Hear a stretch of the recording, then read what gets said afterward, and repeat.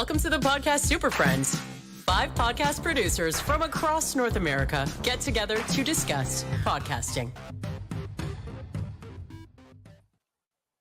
Well, spooky season is certainly here, and the Podcast Super Friends are here to help you with any podcasting tricks or treats that you might want to be hearing about this season. My name is Catherine O'Brien. I'm from Branch Out Programs.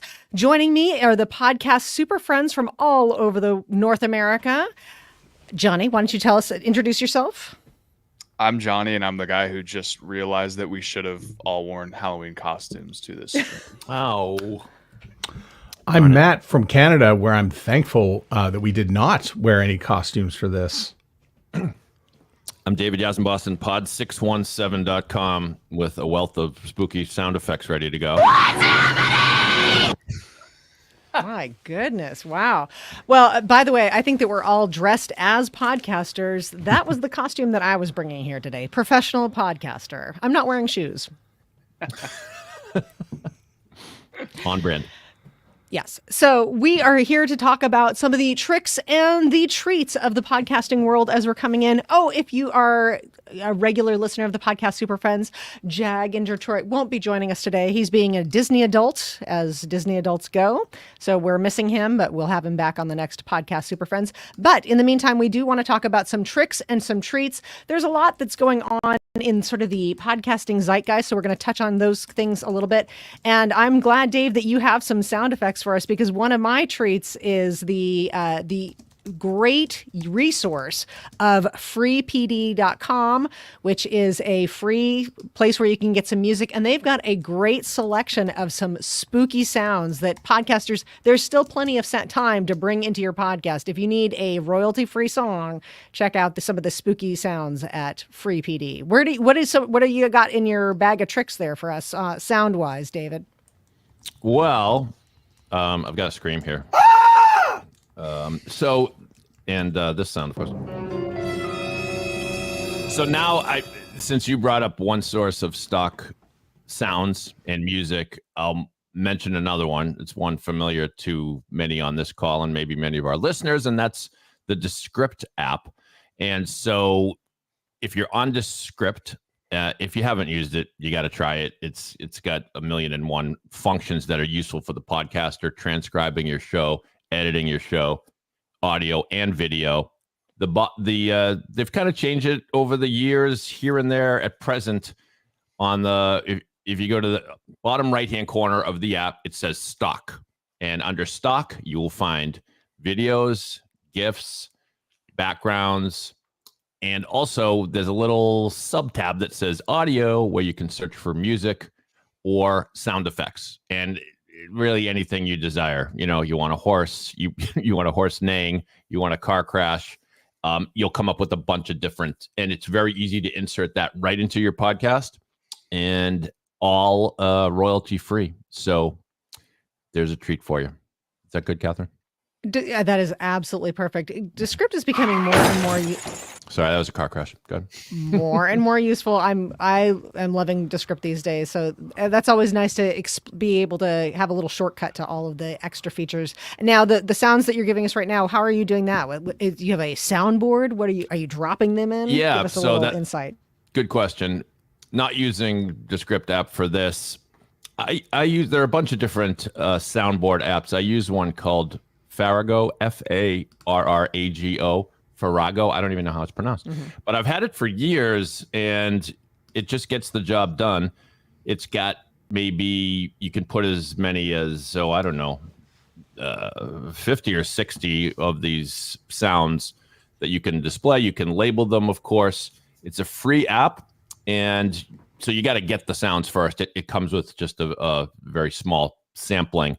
But once you get your sound file, which you could get from the likes of Descript or anywhere you find them, load them up. You can have different tabs. You can have different soundboards for different kind of shows.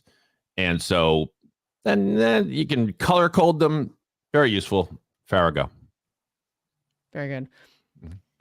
I actually just last week I looked up the word, not the app, but the word Farrago, because Walter Kern, who I like to listen to his podcast, and we've brought him up before on the show, he uses that word a lot. So to me, it's my own personal Walter Kern drinking game when he brings up the word Farrago, which means a confusing mix. That's just our vocabulary for the day. Okay, I learned something. I didn't even know what it meant. Okay, we're here to learn something. I'm not here to just expand podcasting knowledge. I'm here to help you through your vocabulary as well.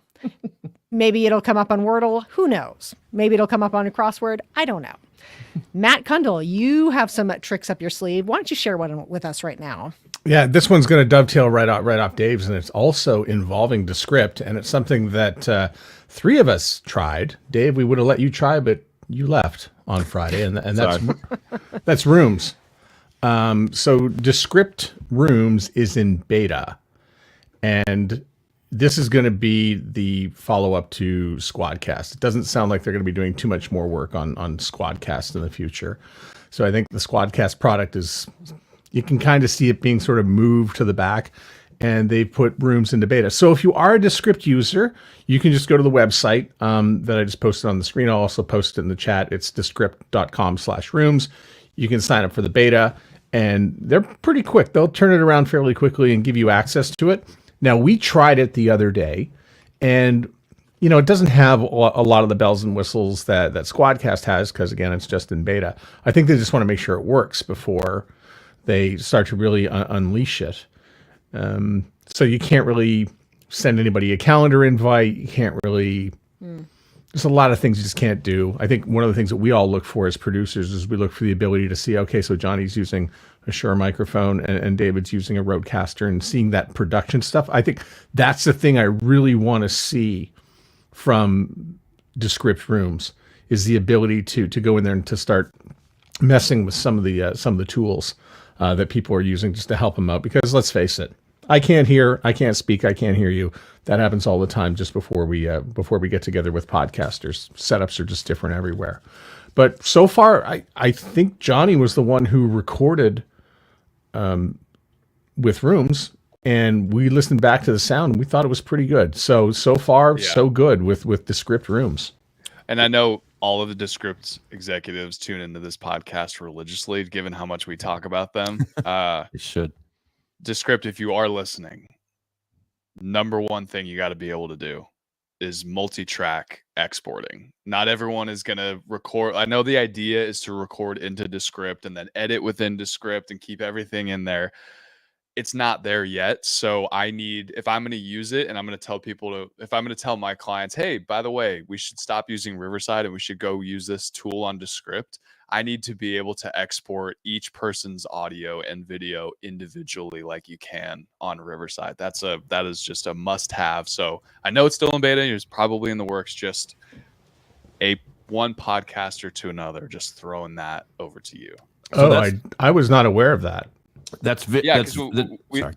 We looked at we finished, we recorded for 90 seconds or something just to see how it would turn out, and it just automatically pulls everything up in a Descript project. And when I would try to export it, it would just either export well, you know what, I could be wrong, I could be totally wrong. David, you had something to say. And I will happily eat my own words. No, it might shed light on what you're talking about. You did an audio file or video, right? It was video, yeah. Okay, well, I'm wondering if when it records the video, if it appears below on the timeline as different layers or just one layer. Because if it appears in different layers with different videos, then you've got your multi-track export. But I don't know. When you played it back, what did the video look like? I mean, did it look like a Zoom call?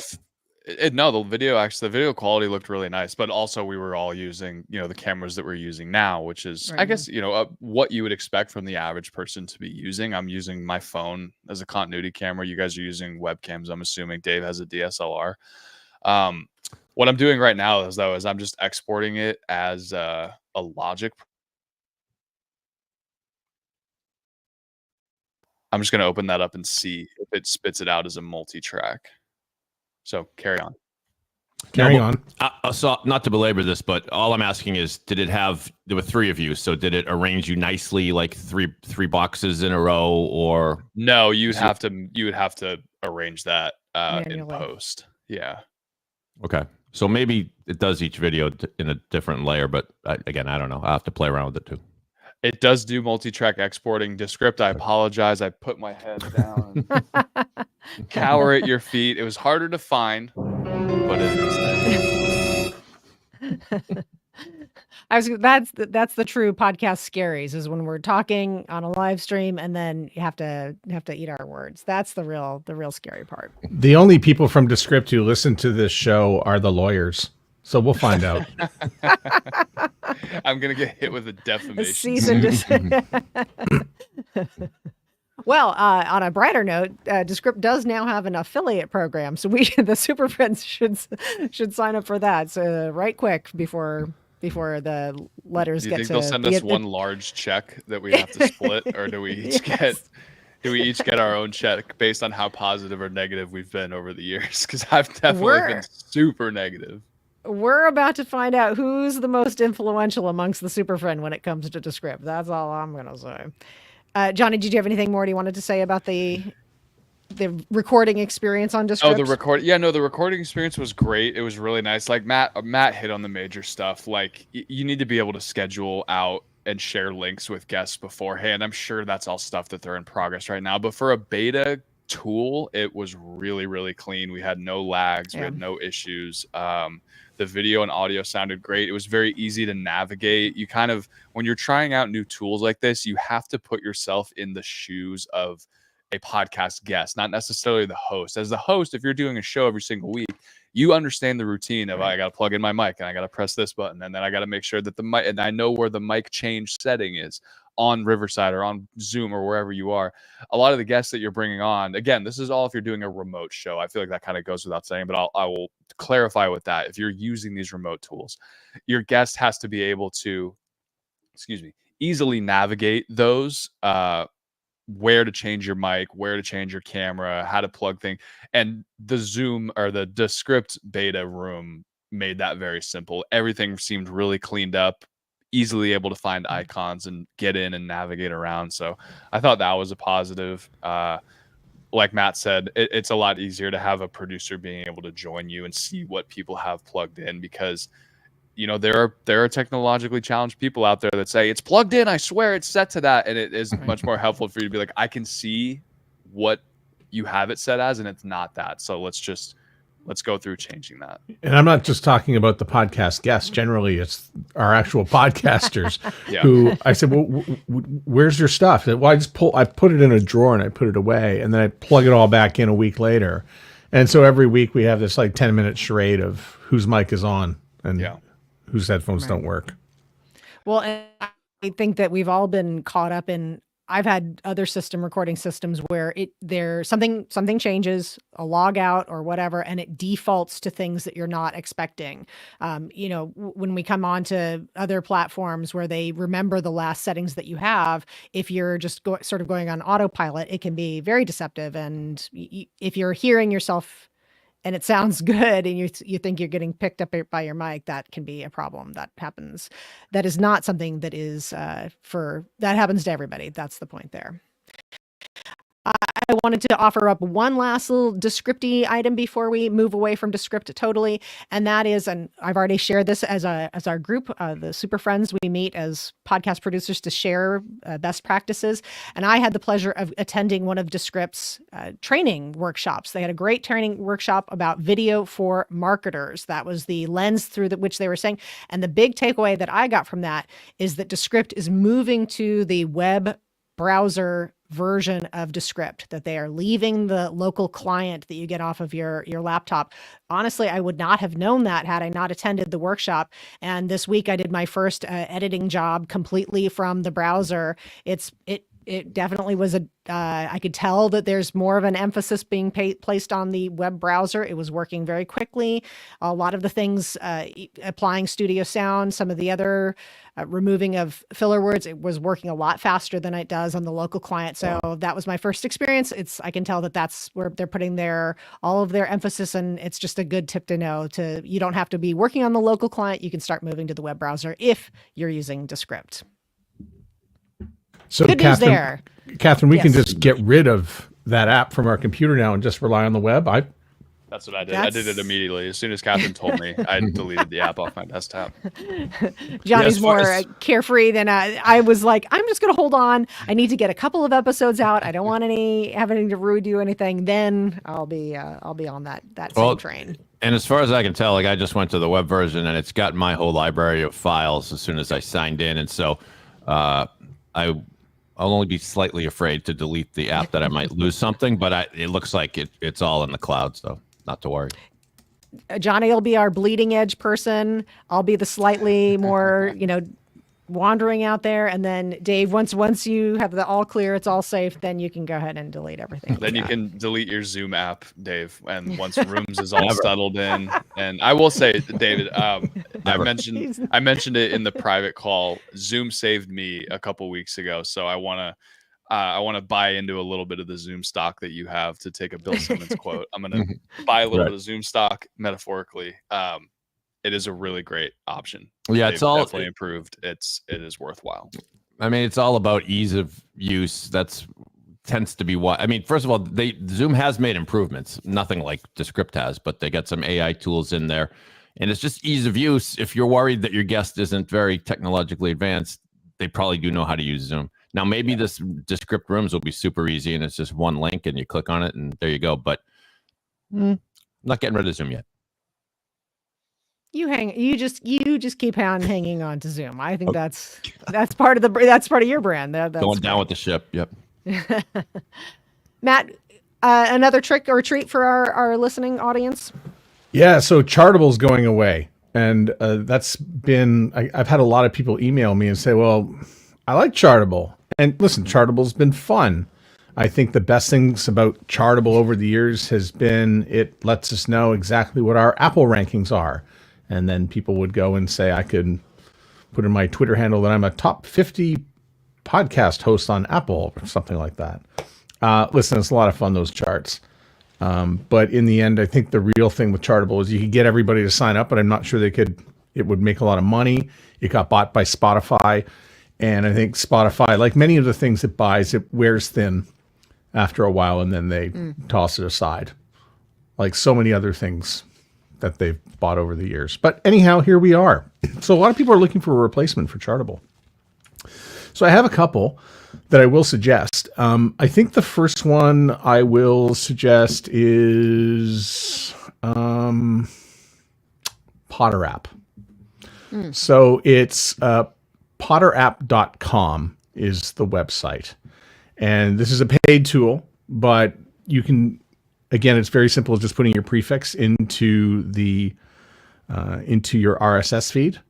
And then they'll start counting, your downloads from there. It does cost you every month. It's not even sure what the pricing is on it, but they've got 3 tiers. But from there, you'll have some place that they will count. And they'll also give you some pretty good demographics information in there. So they have Google tools inside to really tell you a little bit more about your audience than you're probably getting anywhere else. So it's some pretty detailed stuff. They do a pretty good job with it. Another one I'm going to suggest and this one's going to make Matt. Sorry, can you? I missed the spelling of that or how to find it. Potter. You said PODDERAPP.com. Potterapp.com. Potter app. Okay, got it. Thanks. Yeah. And so I've full disclosure. I have been working with them over the last few years just to play with their stuff and talk to them and try it out. I kind of like it. But if you want one that doesn't cost any money, I recommend op3.dev. So that's op3.dev, DEV. And the only thing about this that makes people uncomfortable is that the information is public. And so I wanted to go around and ask everybody what they thought about that. Now, I've put a few podcasts up there, including this one, I think are on OP3. So people can go in and see the number of downloads. that we get every week, every month. But the information is really good. It breaks out nicely. I love the way it displays. And, when it comes to just having my stats being public, I'm over it. I'm good. I'm Do you fine. have to submit it yourself, or else it's not on there? You have to put the enclosure tag into your RSS feed. Okay. And then it will start counting. You don't even have to register, I believe, for OP3. Sidebar. So I just pulled up Potter app.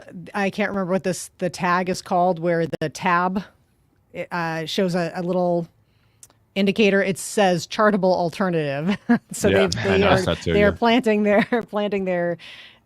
tags in there pretty well. So for the Potter, and it looks like for an annual fee, it's $9 a month, $39, and then they have an enterprise level, which is it by consultation. Matt, I think lying is immoral, and it would behoove all podcasters to be on that op3.dev, because it will force you to never lie about how many downloads your podcast is getting again, because every person you talk to, whether it's Joe Rogan or whether it's Joe Schmo who just started a podcast, are lying about how many downloads they got. They're inflating it by at least 1.5 of what they're Million. actually getting, which is Yeah. fine. Actually, it's not fine. Is it? So Is it? Yeah. just know that public, yeah, I think you should all do it. I don't think it matters if your show's good. Your show's good. You shouldn't be hiding behind. You shouldn't try to hide how many downloads your show is getting. You should, if it's a free alternative and all you have to do is add it into the enclosure tag, I think it's worthwhile. I agree. In fact, what I'm gonna try to do here is I'm gonna try to pull up just to give everybody sort of an idea of what it looks like, because I think it's pretty slick. And a guy by the name of John Spurlock has been spearheading this. I've actually been trying to get him to come on the Sound Off podcast, but he's in the middle of a few projects right now. So, but he has promised me that he will get back to me, and hopefully we will get him on the show in the future.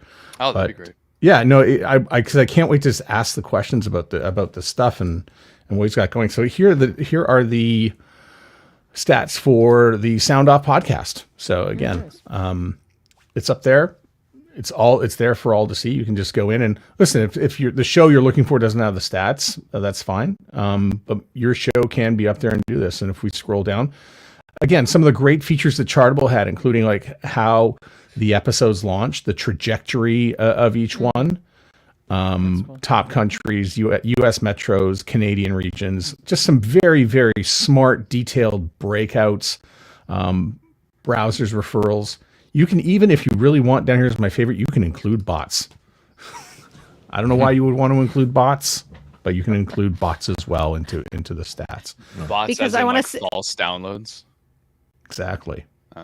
Because Matt, if I'm paying a bot farm to boost up Download my my podcast, I want to see that it's working. I want to see a return. I wanna Yeah, see a if return, I'm man. showing a potential sponsor my stats so that we can negotiate a rate, I'm turning the bots toggle on. You can also toggle through each month. So September, October down here for the top countries, U.S. metros. You can go back and forth between the months. I started putting this up last June, so now the details they're really coming together for this. But again, I don't know why we all don't use this.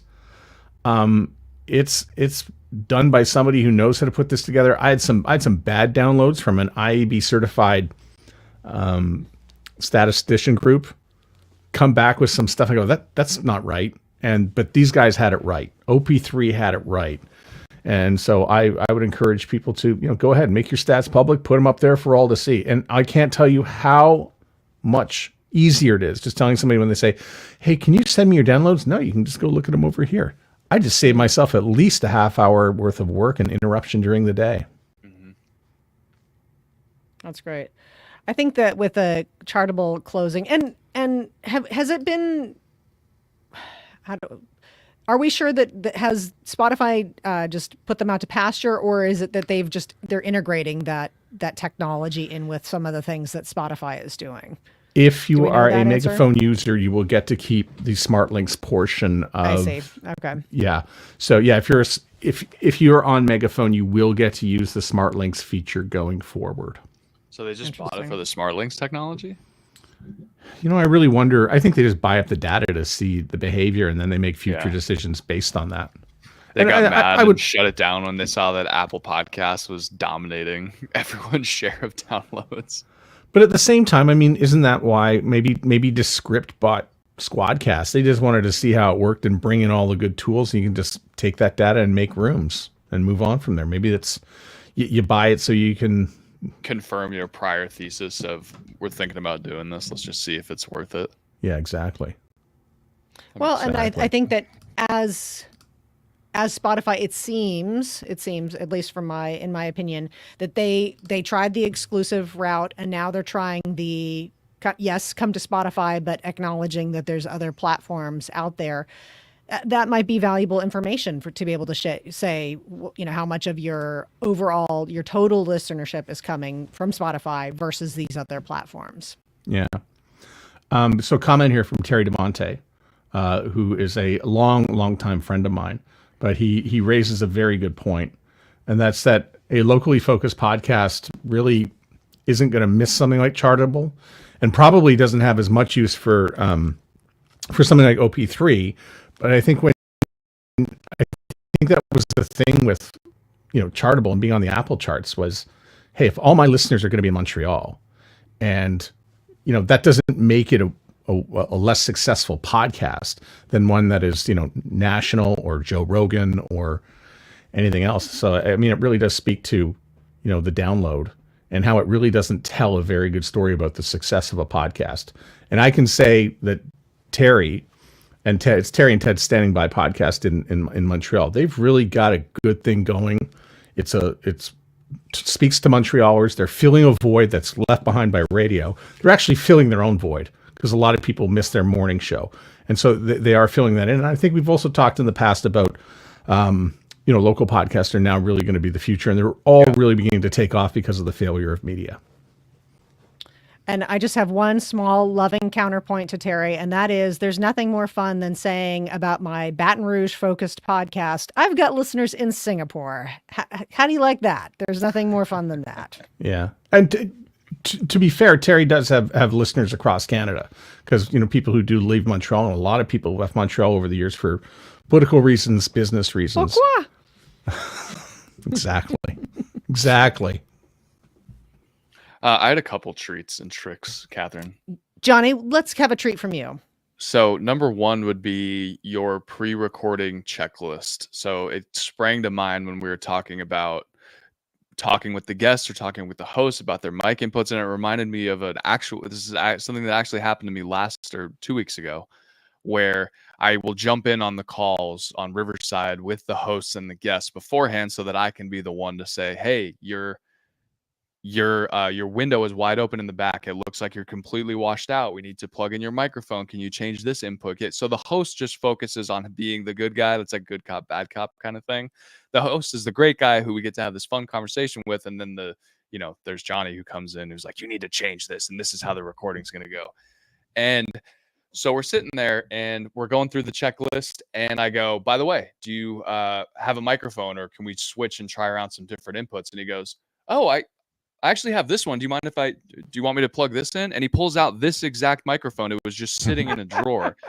And I go, yes, thank you, yes, God. Please plug that in. That is amazing. So pre-recording checklist. If you do not have a producer jumping in on you with shows and you're doing remote recordings, have a step-by-step checklist for you and for your guests. Do I have my mic plugged in? Yes. Do I have my headphones plugged in? Yes. Do I have my internet connection? Do I switch over to my Ethernet cable? Is my Wi-Fi turned on? All of that stuff. Yes. And then go through it with your guests so that you're not forgetting. Hey, asking them, hey, by the way, do you have headphones? And they ask why. And you say, because if the audio is coming out of the speaker, it could pick up by your microphone and cause a loop. It could cause microphone bleed. If you have AirPods, those work great. Let's try it. Let's walk through those. Do you have a microphone? Do you mind going to a quieter room? Please shut your door. Close out of any other applications. All of the checklist, build something out that works for you. All of the things that you've noticed as you've recorded your podcast, just to knock those off, because that makes the whole process so much easier. Big one that people forget: put your phone on do not disturb. That should be bolded. And you don't have to go through this checklist with them. You can put it in a calendar invite. You can send it to them directly, but have something that you go through each time to just prep yourself so that you're trying to duplicate the environment of your recording every single time. So that was number one. If anyone has thoughts on that. That's an evergreen, great suggestion, Johnny. That's very valuable. And I'm learning more and more about the fact that having something like a checklist is creating a system, and systems free up your brain to think about other things.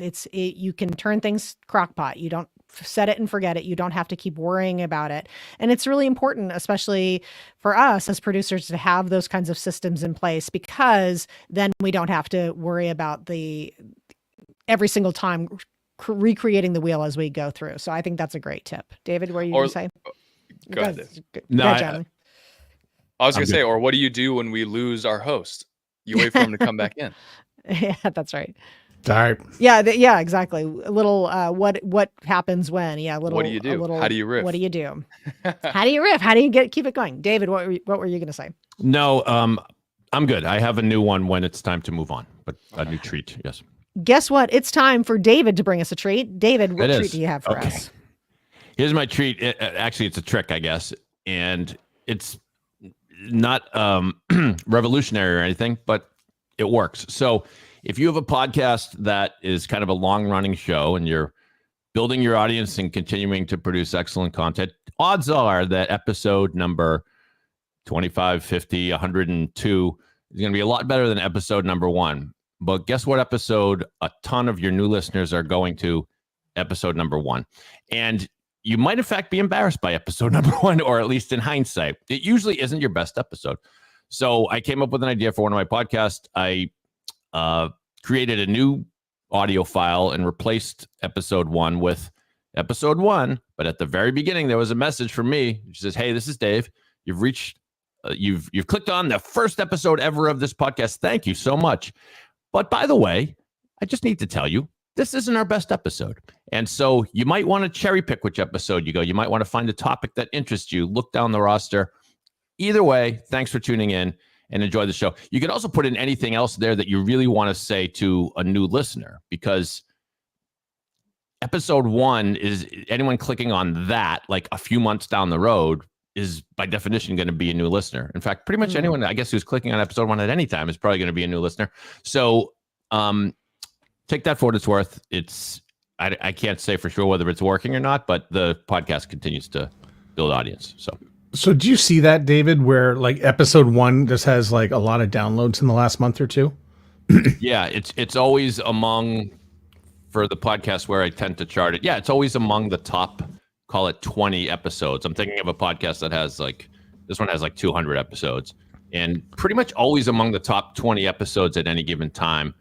Wow. Episode 1 is going to come in. It's going to sneak in there. Do you have a trailer? I don't know if we have a trailer. I don't think so.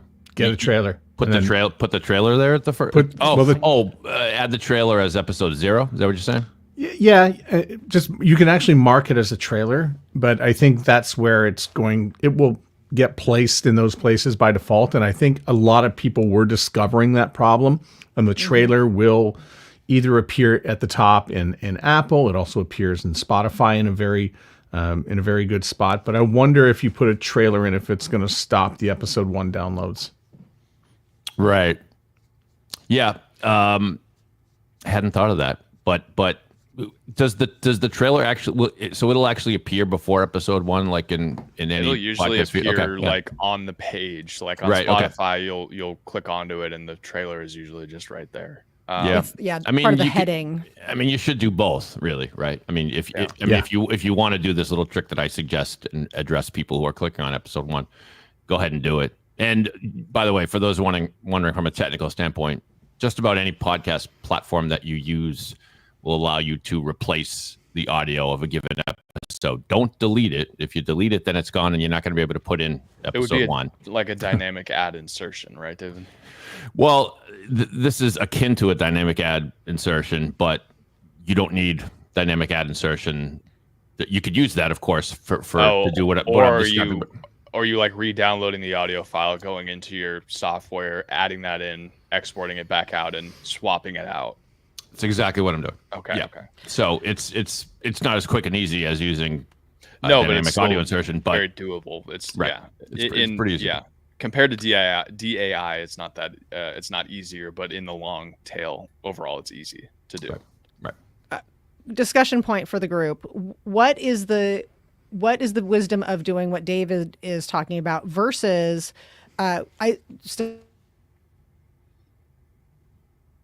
you can put that in. If there's a trailer, you can update it with something new.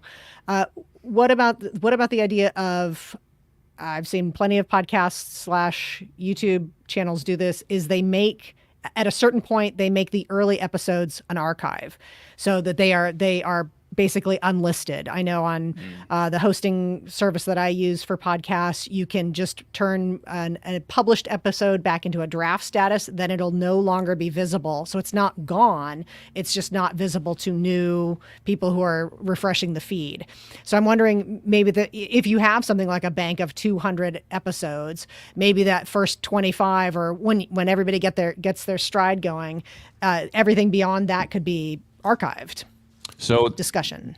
Well, what's the rationale? You genuinely want them hidden, or?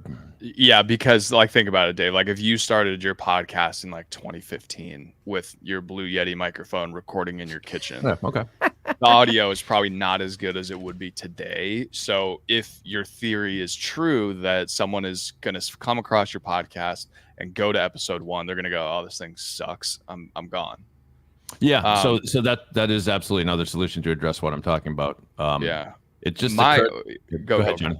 No, I was just gonna say it gave me another idea, which is the website Patreon allows you to monetize your podcast, and you can create an account, I think, for free, and then the way it works is your listeners can pay $2 a month to support the show, and in exchange, you can give them something. You can give them some swag. You can give them a mug, or you can give them access to archived episodes of the podcast.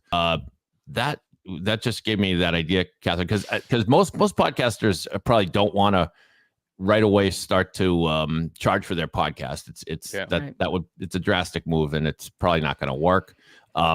You can do bonus episodes. I know some people have had success with that. In other words, put your podcast up once a week, and then also once a week do a mini episode that you charge, a couple dollars for or something. But that's more work. So I think that putting the archives back there is cool. That way, if you get these diehard fans who find your podcast and be like, "Yeah, I'll pay $2 a month to listen to some old episodes," and there you go.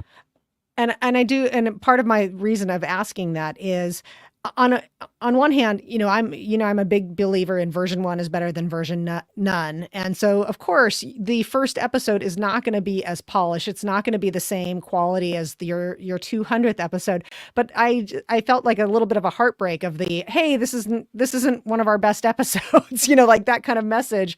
I don't want to, even on an early episode, I would hate for that kind of mixed message to go out. That's what I was thinking. Well, if you're really, then just archive them. And just as I mentioned that there's plenty of alternates to Patreon, there's Locals, there's Subscribestar, and Substack even has the archiving function like you're describing there. So that might be something some of our podcasters want to consider, is creating an archive and having that early stuff in the background there. I think we may even all be overthinking it a little bit. Like,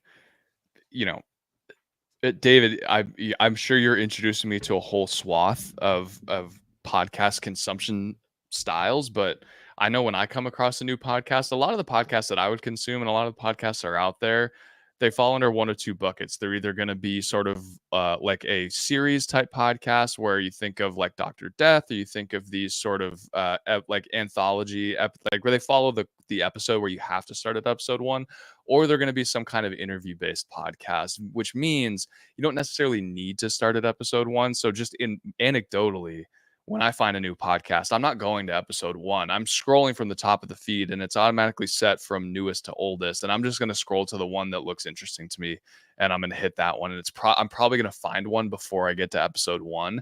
And you're also going to have the working assumption, or if you're working under that assumption, then I'm clicking onto this episode. I liked it. I listened through to it. The audio quality is great. The content is great. And then once I work my way to episode 1, I may even want to keep that out there if it's a guest focused podcast, because it may be a guest that I haven't had on since then. And it's a great content. Even if the audio quality is not bad, I'm working under the assumption that this person's listened to a few episodes by the time they've gotten to episode 1. I would find it hard to scroll through 200 episodes without finding a single one unless I'm deliberately going for episode 1. Does that make sense? Absolutely. And I think a lot of people do consume exactly the way you described. What is it called, Catherine? Loving counterpoint or addendum? Loving counterpoint, yeah. If you get a podcast recommended to you, in other words, you're getting the link to the show, not an episode, but the show. Yeah. I think a lot of people will click on episode 1 because they're like, okay, oh, totally fair. This is, because episode 1, well, no, I guess in most feeds, episode 1 will come up, won't come up at the Last. top. Right. Yeah, it'll come up last. All but right, if so it's maybe, if it's under the other category of type of podcast where you're supposed to start at 1 in order, right? then that's the Serialized, case. yeah, Serialized. Yeah. So in that case, I think yeah. I think that the official stance of this podcast, Super Friends, I'm going to make a motion that the official stance would be if somebody recommends a new show, you listen to the most current episode, then you can start. If you're just introduced to the show, you listen to the most current episode, then you can go a wandering. If there's a specific episode that you say, then the protocol should be that person should share that episode with you. yeah, I rest my case. I think you're absolutely right. But I think maybe podcast newbies, a lot of them may assume they're supposed to start at number 1 just because it's number 1.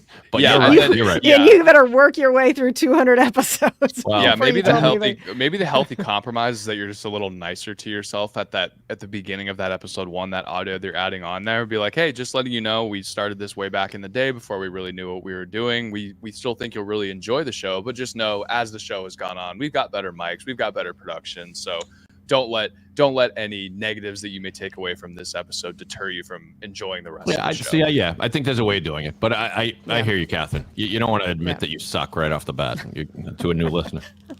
Reveal that to them later. Right. Once you There's figure also, there's nothing wrong with archiving episodes either. Like I work with a client who it's a really, really big show, and the reason that he archived the earliest episodes of the show are because he was doing it himself. He was doing all his own editing. He was figuring out the mic situation himself before he brought me on. I totally understand archiving that stuff because potential sponsors, people are going to be scrolling through and just clicking on random episodes to see and you want it to be at that really high quality, which is why we all, as we work with new clients, we always encourage them, let's start off on the best foot possible. Let's get that really great microphone. Let's get that really high quality production there, just because you're starting out now and the technology is there to have a great podcast from the jump. I'm surprised that more news podcasts don't archive their stuff. After all, they're in the business of things that are new, news being the plural of new. There's a show that does that. Are you aware of a show called Part of the Problem? Dave Smith, comedian. Nope. Yes. So his show, he may have changed this, but from what I remember, they only keep about the latest 15 episodes up. Everything other than that gets archived, which I think falls under what Dave was talking about. I think there's like a Patreon that you can pay for and get every single show that they've ever done. But on Spotify or on these, the major platforms, there's only like the latest 10 or 15 that you can get, which doesn't really make sense because if I'm such a super fan that I'm giving you money, how am I missing shows for such a long time that they have to be archived and I have to pay to go get them? Or you're just re-listening to stuff over and over again because they're just that good. One lesson I've learned many times over is to remember we're not the customer, and every audience is different. Some the archive is going to be very valuable, others it's going to be extra content. Really that's kind of a audience to audience kind of thing. So yeah. I would like to hear anybody have another trick or treat that Johnny, would you like to give up the next trick or treat? Yeah, I had the first one that I gave up kind of just came to me as we were going. This was the one I had planned on wanting to talk about, which was I've had a few clients come to me recently, and the fall is a weird time because one, for us, it is the time where more people are wanting to start podcasts. The summer's over, kids are back to school. We've got a little bit more time. In a lot of people's minds, I think Catherine and I might be stealing this quote from you, but it is in most adults' mind, at least those, with kids, that is your new year. The kids are starting school. The year kind of resets versus, January 1st. The other side of that is kids are back to school. We've got holidays coming up. People are traveling for work, not necessarily for the summertime. So the reason I, caveat all this is I've had a few clients come to me and say that they've had trouble booking guests recently, or they're not feeling as motivated with the quality of the guests that are accepting their requests to come on the show. And so they're feeling a little bit defeated in terms of like, well, I don't want to just stop the podcast. And so I'll put it into a specific example. So I had one client set aside some time to talk with me about this. And they said, this is our plan. We have 12 episodes that we want to release in 2025. One episode a month. We want them to be incredible A+ guests for all 12 of them. However, we're only able to get commitments from like 3 or 4 so far. And we're really having trouble of aligning all of them to fit this release schedule of one a month. What do we do? And I said, make it easier on yourself. Only book 6 of these guests. The other 6, because this is a company-focused podcast, turn the podcast internal. All of the people around you, you have multiple hosts, you have tons of people within the company that are expertise. Part of the reason why we're doing this show is to flex our muscles or flex our, our expertise as why we're this amazing company doing X. So we're going to do 6 episodes that are guest focused. The other 6 are going to be internal. You can really, really focus on a really niche topic for each of those 6 episodes, or each of those 6 episodes can be, part 1A, 1B, 1B, or 1C, all the way to 6 to lead up to this overall message that we're trying to put out there. Now you're still able to put out content for everybody, as well as get guests and not have to work as hard, because you're just not finding the guests right now because people are traveling, kids are back to school, people are busy, things happen. And so I thought that was a really good compromise that I think more podcasts should think about. And then if they wanted to you're taking a step back. So if we're only doing 1 a month now versus we were doing 2 a month before, we can still backfill that amount of content that you're putting out there by re-releasing old episodes. Every single listener that's ever listened to your podcast or follows your show or downloads the show has not listened to every single episodes. So you can still keep up with your cadence of releases by re-releasing older shows, maybe ones that you feel like got missed because they got released during Christmas or they got released in the middle of July. Find those episodes, re-release them. And then on top of that, we're doing our internal solo podcasts or with people within the company. We're not having to find external guests. And then on top of that, we have those external A+ player guests. Now we're tripling the amount of content that we're able to put out there by doing a third of the work. Granted, that internal one's going to take a lot of time and is going to require some work as well. But a lot of the problems that you're facing in terms of getting new content out there are being roadblocked by the fact that we can't find the best guests all the time, or we just can't get them on the schedule. And it's really hard to do this kind of stuff. So that was one way of thinking that I just wanted to present out there to everyone listening or watching. That's great. Can I throw in a little idea to go along with what you were just saying? No. Oh, it was really good. No, it was really good. No, in that kind of situation that you're describing, this is also a great time to get back to basics and to put out some tentpole episodes. Tentpole meaning these are our core beliefs, these are our core principles. You can have just a consistent, your host with somebody who also works at the company, giving, like you were saying, we're demonstrating our expertise, but you can have some of those like main key competitive value add. This is what our business is all about. The behind the scenes kinds of things. It's a perfect time to mix those in there as well, that don't rely on guests and are like almost like a reintroducing people as if you have an entire new audience to the core beliefs, the core values, the core business practices of whoever is the focus of the podcast there. Yeah. And when you're developing this internal podcast that you're going to be doing where it's not necessarily guest focused, if you're stuck on, well, what do we talk about? You go back to who's listening, who is the audience? Why did we make this podcast in the first place? Is this for all of the people that are in our industry? Great. That's a great launching point. What do the people in our industry care about the most? We'll talk about that. Is our audience all of our investors? Great. We're keeping them updated on everything we're doing within the company to make us more valuable to them. Great. Any number of type of audiences, audience types, but think about who is the person actually listening and create content for them. That's what you've been doing this whole time, but you go on autopilot at some point. What are the top 5 questions this audience has? Yeah. And what you're saying really strikes a chord with me, because one of my clients, we're going to be developing for next summer a series that's exclusively it's a little bit out of the box. It's designed to be a resource to people in the entire field of the, I don't know how to describe it without.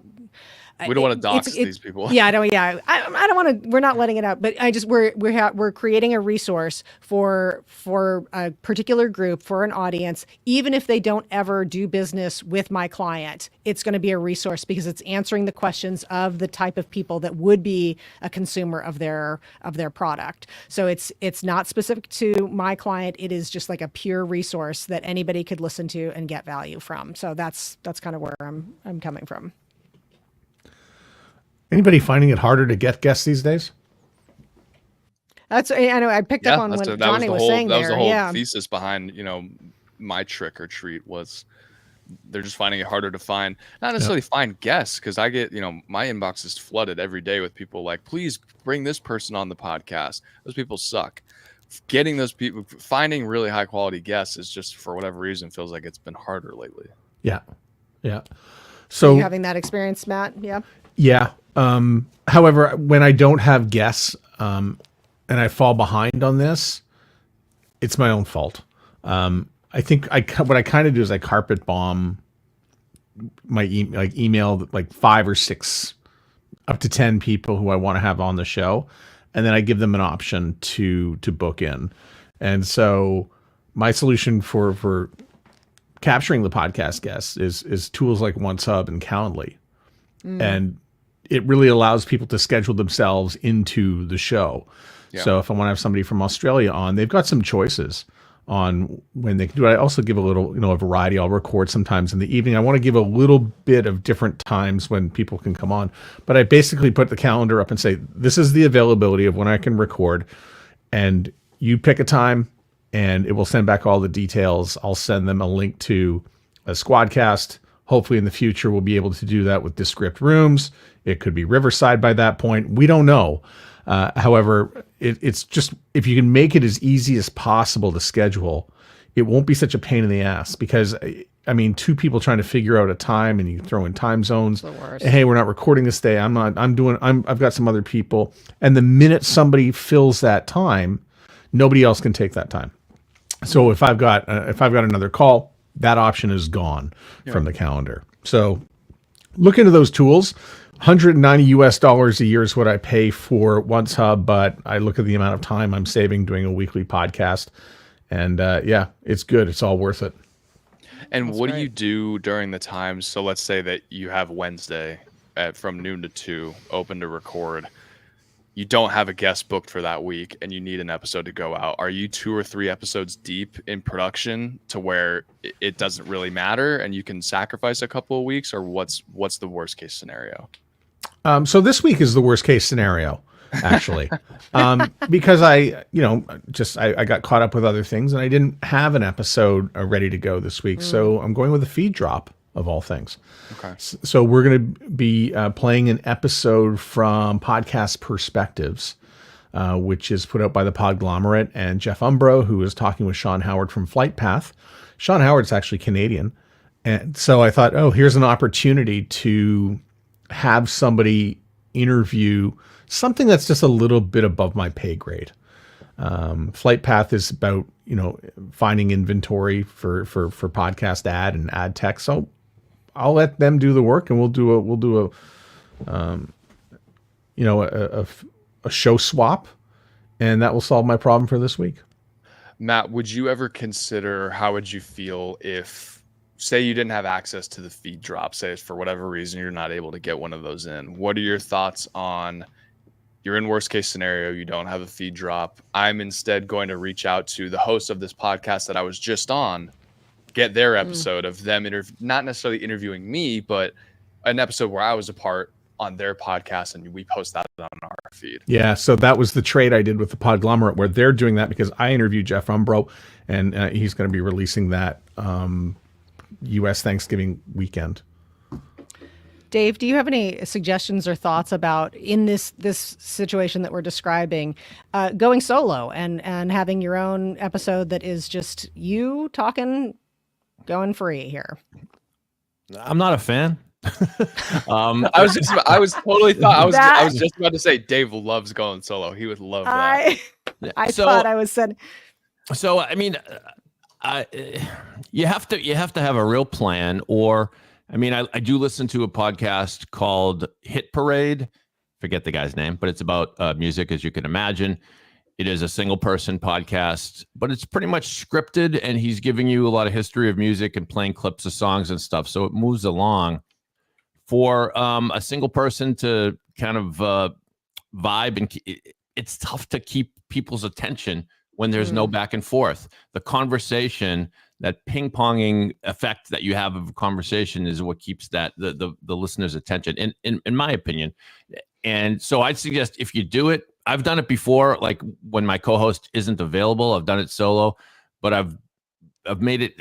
You got to have a real shtick. You got to have something. Like I'm good. One time I was stuck for an episode. I said, well, we're going to count down the top 10 dad jokes of all time. And here we go with number 1. I played a sound effect. I told the joke. It was a really quick podcast, but I got something out there. Maybe people got a laugh. That's how I would handle it. Chris, that's what I do, Kath. By the way, I do that, Catherine. So I'll go solo as a way just to, and generally what happens is I write something and I'm cantankerous, unhappy, cranky, and I basically tell the listeners of my podcast what they're doing wrong, how they can't write themselves. There's no hope or future for them, and they should quit. They should take 2 weeks off and quit whatever it is that they're doing. And then I sort of will massage around the edges, and I'll make it nicer, and eventually we'll arrive at something that we can put out. In the end, it's about 8, 10, 12 minutes of me talking. It does take a long time to do. It does take writing. It does take, but you know what? People love it. People really like it. They like being told to quit. Give me permission to quit.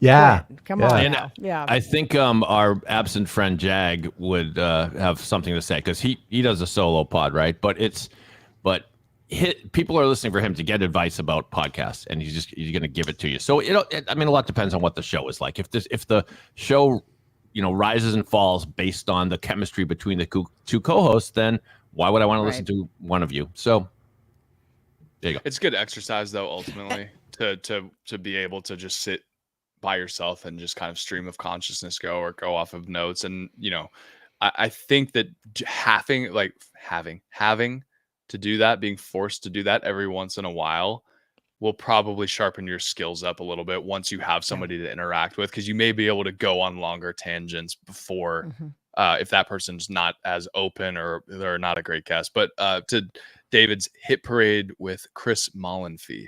There you go. Thank you. And you have a music podcast, don't you, David? Oh, yeah. It's interesting. Do you? You mentioned that. Yeah, it's called, what's it called again? A top 10 time machine. Go to Dust off the podcast lore book. Go to David's podcast channel. I purposely left it out today.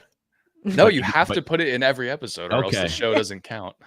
TimeMachinePod.com. Go to TimeMachinePod.com. I'm getting credit for this appearance here. So yeah, you got to mention it. Thank you. Yep. Any burning?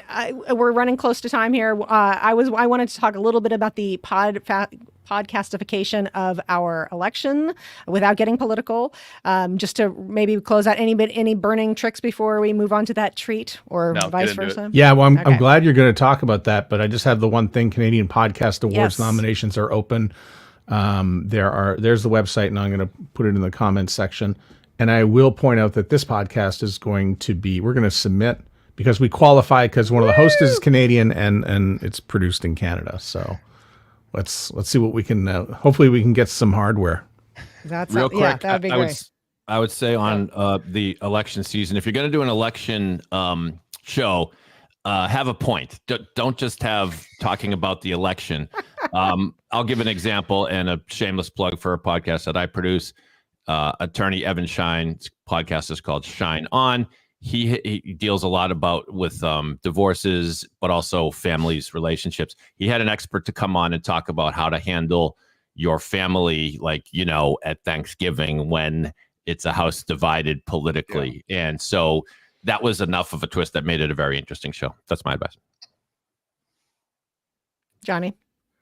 I would say the same thing. We just put out a podcast on Tuesday I'll plug one of my shows, The Fort with Chris Powers. He had on the Florida Speaker of the House, and not the Speaker of the House of the government, the state Speaker of the House. And, everyone has their own political views, but it's good to have someone, if you're going to do something like that, have somebody on who is an expert that kind of knows what they're talking about. Because you don't want to make yourself look dumb if you just are really passionate about something, but you don't really know a whole ton about it. Not saying that Chris doesn't know those things. He just had on the speaker. It was good. It was a good episode. Go ahead, man. Were you going to talk about No, you go ahead. Oh, I was going to say, in terms of the podcastification of the elections, I saw a really great post the other day that said this is the turning point where every election after this is going to be podcast focused. This one is really podcast heavy. JD Vance is going on Joe Rogan tomorrow, so they're going to have Trump and JD Vance on there. They're probably still trying to get Waltz and Kamala on. But this has really been the election where he said it started gradually and then all at once, all of a sudden. Correct. A lot of where the big it's going to be less so about what you can do on TV and CNN and Fox and MSNBC and all these channels, and more so about reaching the people who are consuming podcasts, because that's where the majority of people are. The demographic that watches daily news television is aging out, and the new generation, it does not watch that stuff. That's not where the people are. And it's going to be really good for everybody, because it's going to force people who are going to hold power to actually talk unscripted for a couple hours, and we're going to hear what they actually think, rather than a 5-minute speech or a 5-minute softball thing on a local news channel. So I think it's going to be good. And I've been working with one of my clients on an election issue in Florida. Yes on 4. It's a bill about abortion. They have produced a 7-part series featuring abortion stories, and you listen to the stories and make a decision on whether or not you want to vote yes on 4. Yeah. Writing Class Radio is the podcast that did that. And I'll say this, one of the reasons I wanted to talk about this with the Super Friends specifically is because, sort of to Johnny's point, is I was seeing a lot of people complaining, like, this isn't the first presidential election that is podcast heavy.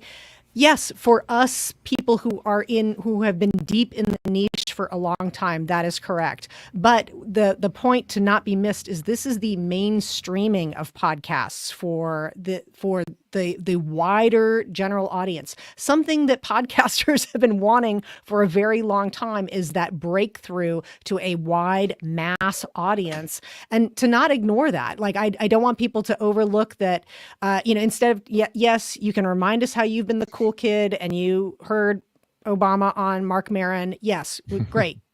Point for you. But this could be really a breakthrough moment in a lot of ways for podcasting at all. I also want to say too, I've been really thrilled with candidates who are going on, let's say, unlikely podcasts. So, for example, Donald Trump went on Theo Vaughn, a comedian, his podcast, and the conversation, because it was unstructured and free-flowing, it went into talking a lot about recovery. And for those who don't know, Theo Vaughn is in recovery. So talking about issues of drug addiction, and that totally unexpected for where that conversation would go, and it hit on some very important things. And to Johnny's point, again, that is just really important, something that maybe we wouldn't have heard in other years past. So I'm really enjoying the unlikely places that candidates are ending up to talk about the issues. I think it's happened because people have lost trust in mainstream media, whether it's Fox or CNN, local radio station, any one of those things. But people trust their favorite podcaster. Yeah. And so this seems like a great place to go. And also the amount of time that candidates can spend talking. It's not going to be a 10-minute sit down where they're going to get their points across. They actually have to sit and talk for the duration of the show. And it's actually a sticking point right now for Kamala Harris going on Joe Rogan. They only want to do an hour, and of course, none of his shows go an hour. They go the distance. Well, and they want him to come to her. Like that part really, you know, I see a lot of discourse back and forth about that of like, well, her schedule is really busy. He should really make time to go do that. But you know, this is, I don't know. Rogan does you do Rogan, you go on Rogan, you go to Austin to do it. This should be like the biggest thing. I mean, just case in point, Trump's episode with him has been out for 3 days on YouTube. It's got 39 million views. You're telling me that that's not valuable? Exactly. You're telling me that you are going to force him to come to you and only do an hour? You have to go to him. You have to go into the fire. Trump did it. Vance is doing it. If you want a serious chance at winning an election, this is going to be boilerplate stuff. You're going to have to do Rogan, quote unquote. Yep. Yeah. Interesting. All right. Well, this might be a spooky place to leave things, everybody, but we have just been so wonderfully enjoying talking to our audience, the Podcast Super Friends audience. Let's go around and we'll say goodbye to our dear listeners, our dear audience, and we'll start with the eminently crushable Johnny Podcast. I wish more people had crushes on me, but apparently that doesn't. Thank you guys for tuning in. Please follow the podcast, subscribe on YouTube, follow on Spotify, follow on Apple Podcasts, follow all four of us, including Jag, on social media. X is probably the best place to do it. DM him, ask him how Disneyland was, and thank you for tuning in. And before we go on to the next person, Johnny, are you handing out candy, lights off, or a bowl of candy on your porch? I am going to be sitting in a deer blind on Halloween. So we'll just say lights off. None of the above. Lights off at your house. Matt. So I'm going to have a smart bulb, 2 smart bulbs that are going to flicker orange, and they've also got settings such as red rum. Ooh, so yeah, scary. We're gonna have we're gonna be the scariest house on the block. Matt Kundle, Sound Off Media Company, Winnipeg, Manitoba, Canada. Dave? David Yazpod, 617.com in Boston. I live in an apartment complex. I don't think there are trick-or-treaters, but I've already been to a Halloween party where my son dressed up as Woody and I dressed up as Buzz Lightyear. Oh. To infinity and beyond. Thank you. We need pictures of that. And I'm Catherine O'Brien in Baton Rouge, Louisiana. Come over and see me on Twitter. Hello, Catherine O. And I think that we're going to be handing out candy. Thanks for joining us, everybody. And we look forward to seeing you the next time with the Podcast Super Friends. Thanks for listening to the Podcast Super Friends. For a transcript of the show or to connect with the Super Friends, go to the show notes of this episode or go to soundoff.network.